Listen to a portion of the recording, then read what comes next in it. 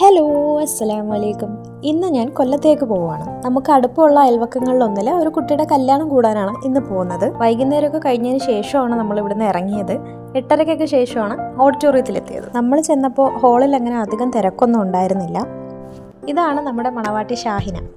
കുറച്ച് കഴിഞ്ഞപ്പോൾ പെണ്ണിന് നാളത്തേക്കുള്ള ഡ്രസ്സും മറ്റു കാര്യങ്ങളൊക്കെ ആയിട്ട് ചെക്കനും ചെക്കൻ്റെ പെങ്ങന്മാരും ഒക്കെ എത്തിയിരുന്നു. പിന്നെ മറ്റു അയൽക്കാരെയൊക്കെ കണ്ട് കുശലാന്വേഷണമൊക്കെ നടത്തി കുറച്ച് സമയം നമ്മളവിടെ സ്പെൻഡ് ചെയ്തു. അത് കഴിഞ്ഞ് തിരിച്ച് ഞാൻ എൻ്റെ വീട്ടിലേക്ക് പോവുകയാണ്. ഇത് ഞാൻ കുറച്ച് നാൾ വർക്ക് ചെയ്തിരുന്ന സ്ഥലമാണ്.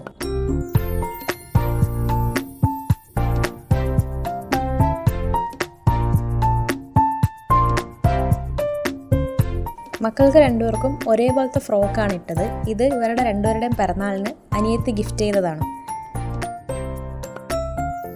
പിന്നെ പതിവ് ടാങ്കൊക്കെ കുടിച്ചു. ഞാൻ വരുന്നത് കൊണ്ട് വാപ്പ എനിക്ക് ഏറ്റവും പ്രിയപ്പെട്ട ചിപ്സൊക്കെ വാങ്ങി വെച്ചിരുന്നു. ഇതുപോലെ എന്തെങ്കിലും ഞമ്ഞമിന് വേണ്ടി പണ്ട് വാപ്പ ജോലി കഴിഞ്ഞ് എത്തുന്നതും കാത്ത് ഞങ്ങൾ ഇരിക്കാറുണ്ടായിരുന്നു.